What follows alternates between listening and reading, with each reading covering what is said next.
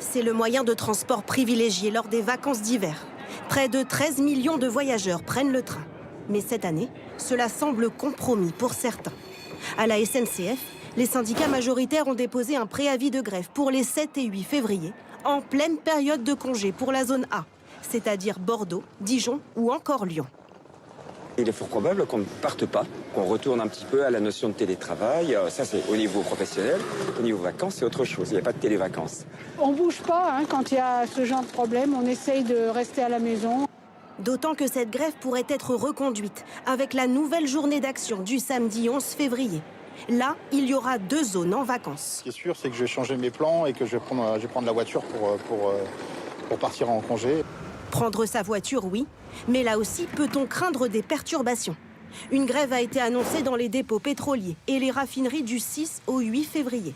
3 jours qui font craindre aux automobilistes de revivre des kilomètres de files d'attente, comme lors des blocages d'octobre dernier. Alors certains prennent déjà leurs précautions. Exceptionnellement, j'anticipe. J'ai pas envie d'être ennuyée pendant les vacances.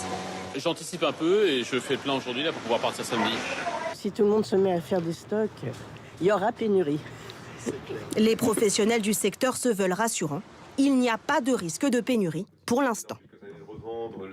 L'incertitude, c'est combien de raffineries seront en grève, parce qu'elles ne seront pas toutes, combien de personnes seront en grève dans chaque raffinerie et combien de temps la grève durera. Toutes ces perturbations ont-elles déjà des conséquences sur les réservations? Dans cet hôtel de La Baule, aucune annulation.